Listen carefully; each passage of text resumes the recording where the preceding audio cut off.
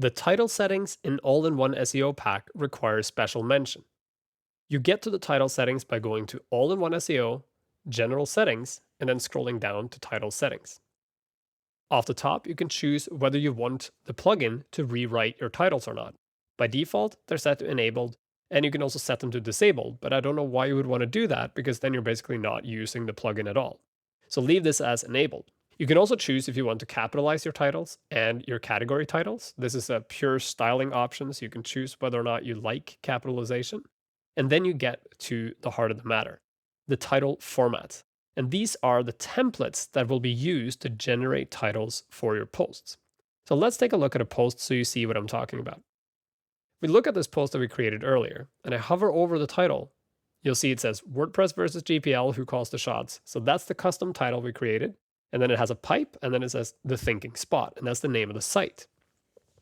Going back to the title settings, you see here under post title format, it says percentage, post title, end percentage, and then there's a pipe, and then it says percentage, blog title, end percentage. So this is how that template works. You put in these macros like percentage, post title, percentage. Then you put in some regular text like a pipe, and then you can put in other macros, and that's what's going to be displayed. That also means if you want to change this, all you have to do is either put in text or more macros. For example, if I want to add my own name to the default display that comes up, I can do so by adding the macro for my own name. But what is the macro for my own name? Well, if you wonder, or if you want to see what macros are available for each of these options, just click on the title for that form. So I'll click on the title, and here you get a full breakdown of all available macros. In this case, I want to display the nice name for the author. So I'm going to grab post author nice name and copy it.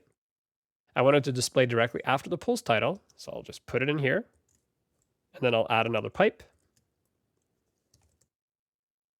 And now what will happen is when I add my custom title, it'll then be appended with pipe and then the name of the author and then another pipe and then the blog title. So if I scroll down to the bottom, click update options, reload my page, and hover over here, you'll see now it says WordPress versus GPL, who calls the shots, pipe, Morton, pipe, the thinking spot. So now we have a different display, and this will change depending on who authored specific content.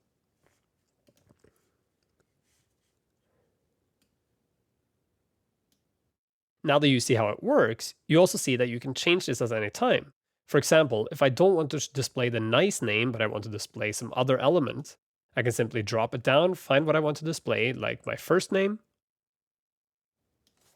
copy that out, replace what I already had,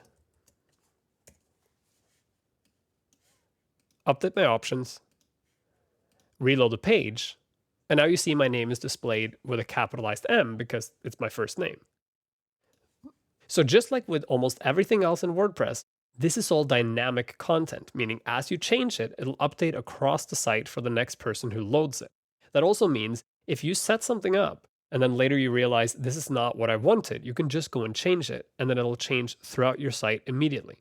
This is a very powerful feature that allows you to detail control all the elements that come out of it. Meaning that, for example, if you speak a different language and you don't want it to say nothing found, but you want to say it, let's say in Norwegian, jeg fant ingenting for, then you can just put that in here in place of the English, and it'll display in whatever language you prefer. Now that you know how to configure title settings, go through them, read over what they say, and make sure that they match what you think they should display. If they don't, go in and change them, experiment and see what happens. Just make sure that when you make a change to any of these settings, always go and display the setting right away in a real page so you can actually see what it ends up looking like. Because in many cases, you may have to experiment a few times before you get exactly the display you're looking for.